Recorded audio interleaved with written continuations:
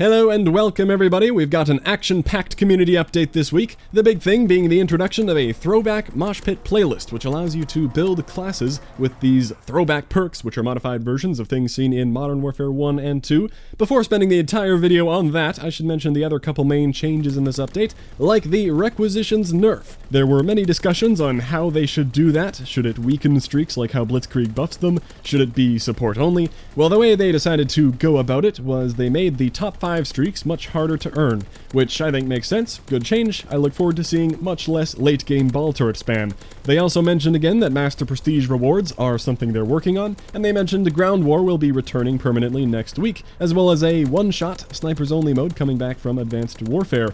Also, Dom 75 is finally a thing. 75 score as a base value per kill instead of 50. I have no idea why it took over 6 months of feedback and rounds of testing and polls that apparently didn't matter very much, all of these things separated by weeks of silence on the matter, for them to make what I would consider such a tiny change. It's not something I care about that much. I just think it's funny. Like, they've done lots of cool stuff to update and support the game. Why did this tiny issue get dragged out for so long? It seems like the easiest thing to change possible. I don't know what internal data they have about this mode that made them think this was a huge decision that might just ruin the game if they got it wrong. Meanwhile, Hardpoint has 100 per kill, and apparently that's fine. Same for CTF. While Gridiron is stuck down at 50.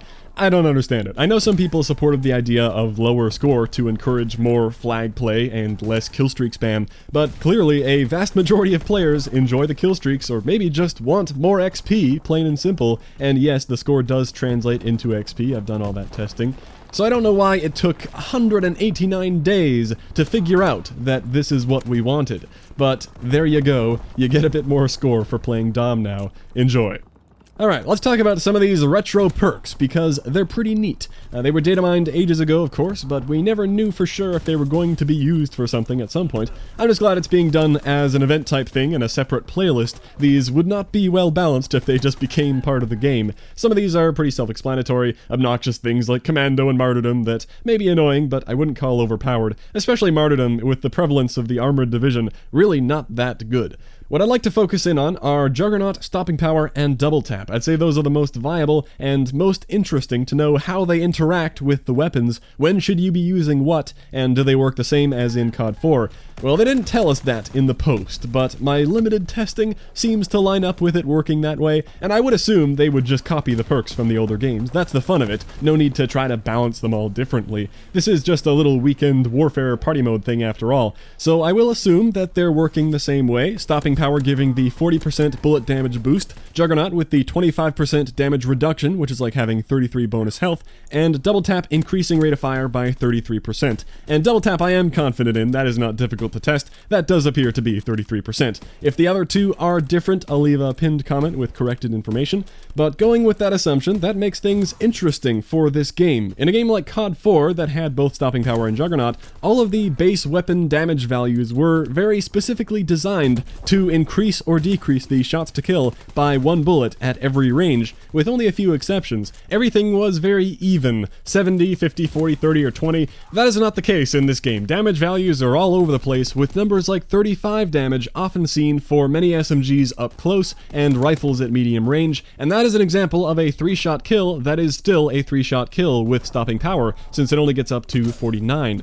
Also, 2-shot killers like the Garand with damage values at 60 and 55, those are not going to become a 1-shot kill, so Stopping Power is mostly useless unless you're going for headshots and you also apply high caliber. Then it'll finally be possible to get 1-shot kill headshots, which is fun, but in general you'll be better off with a different perk that helps you all the time. There are also many numbers below 20 in this game, like every SMG aside from the Grease Gun and Sterling drop down to 18 or 19, which when multiplied by 1.4 goes from a 6-shot kill straight up to a 4-shot kill. Quite the improvement there if you have to be using an SMG at long range. With that in mind, I've made 3 categories of weapons here for you to refer back to if you want. It would take way too long to go through and explain every weapon individually, but this should be a good quick guide. Under the assumption these are working like CoD 4, under the left you have weapons helped by stopping power at every range, so stopping power is an excellent choice, like making the M1941 a 3 to 4 shot kill instead of 4 to 5, making the FG42 and the bar 2 to 3 shots instead of 3 to 4, giving the ITRA an infinite 3-shot kill potential, allowing you to miss a bullet in the burst. All these are very, very good. In the middle are weapons that are improved, but not at every range, meaning they have a range where they either deal 50 damage or higher, like the 1911, or 35 damage. So stopping power can help these weapons feel more consistent, but a different perk might be better. Like those two semi-autos and the M2 have 40 damage up close, which would become a 2-shot kill with stopping power, which is great, but then they drop off to that 35 damage, which is a 3-shot kill with or without stopping power, and also if you have high caliber, that's 1.5 times, so they would be a 2-shot kill with headshots regardless of stopping power. Then they eventually drop down lower at super long range, at which point stopping power is helpful again. So stopping power is nice, especially for that 2-shot potential, but not always helping. Another example are these stronger SMGs you see there that all have 35 damage as their close range, so that will stay as a 3-shot kill, although they drop off to values that are helped by stopping power. The Grease Gun and the Sterling will be infinite 3-shot kills instead of 3 to 4, and the others will be 3 to 4-shot kills instead of 3 to 6. So that is good, you might get a more consistent feeling, but again, not always helping, and maybe a double tap or Juggernaut would be better to be bumping up your time to kill that way, or survivability. And same for these pistols with the 50 damage 2-shot potential, although stopping power will extend that 2-shot kill range quite a bit, so it's not bad by any means, especially with the 1911. And on the right, you've got the weapons that don't benefit much at all, mainly the high-power semi-autos and the Bren that deal 50 damage or above almost all of the time, before finally dropping down below a 2-shot kill at an extreme range. And also, you might be surprised to see the MG81 there, but it does deal 35 damage out to a very long range. So even though that thing is often compared to the Lewis has 40 base damage, and that thing has 35. When you add stopping power into the mix, that actually matters. So in this column, you would need to be going up against injured enemies, or be going for headshots with the MG81, or with high caliber in the case of the rifles, for there to be a big difference with stopping power. I should also add that I have the shotguns on the left side because I assume stopping power helps them, but again, I don't have access to the details on that, if it's only pellet damage or only base damage or works completely differently, not easy to test, and not really worth it if by the time I'm done the weekend warfare is already over, so I'll just say I'm not too sure with those.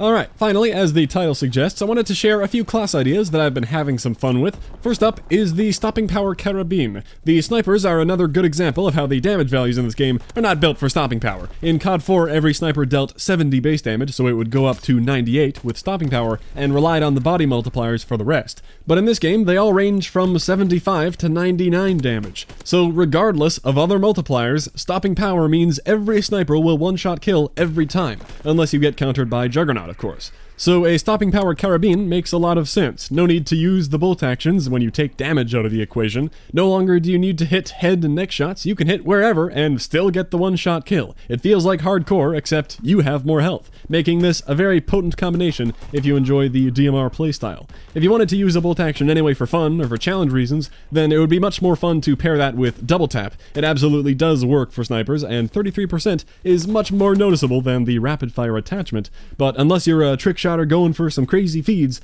stopping power carabine makes more sense to me. And I'd pair it with any accurate pistol, not a high damage one. Like the PO8 is already so accurate, when you improve the shots to kill, it honestly becomes viable as a primary weapon. What it lacks in magazine size, it makes up for in all the lightning quick handling properties of a pistol. So that's one class, but in addition to that, consider every weapon on that stopping power list I showed earlier to be a decent idea for a class, because I'm not going to highlight any more stopping power classes. That would get pretty repetitive, but of course, whatever your favorite weapons are right now, they'll be even better with these perks.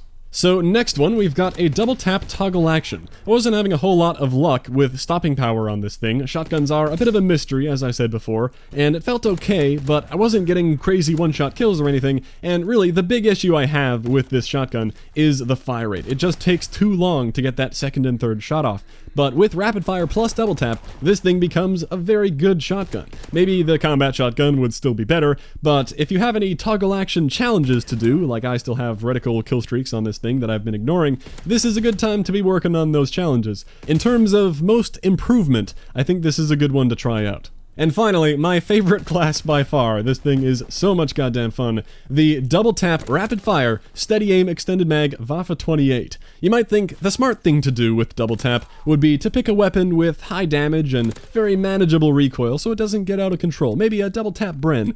But no, it's much more fun to pick the thing with the highest fire rate and see how crazy you can make it. The thing with double tap in this game is that it comes with the bonus of improving hipfire accuracy. If that wasn't a thing, then it would be better to just run stopping power. Why would you opt for draining your ammo more quickly and having more recoil when you could just increase your damage? But the hipfire thing gives you an actual reason to use double tap instead, and it is hilarious. Combined with the rapid fire and steady aim to buff those things even more, and the extended mag is needed with how quickly you melt through ammo. Another key part of this is the airborne division, not something I use much these days, but you need that gunslinger effect, have the gun up and always ready to fire as you run around. Very fun melting people with this setup. Never stop running, never aim down your sights. This is what a skill-based game looks like right here. I bet other SMGs might actually work better than the Waffe with this strategy, like an MP40, one of those 3-shot killers that didn't benefit as much from stopping power. Feel free to try it out. This was just a comedy class going with the highest fire rate possible.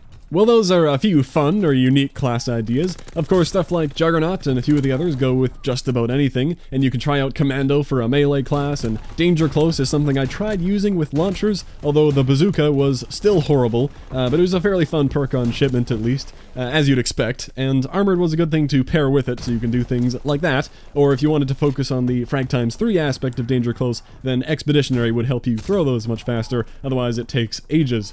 Well, you can let me know if you have any other unique throwback class ideas you've been enjoying. They did say it was a weekend warfare thing, but I'm sure we'll be seeing this mode come back in the future at some point if you miss out. That's all for now, though. Thanks for watching. I'll catch you next time.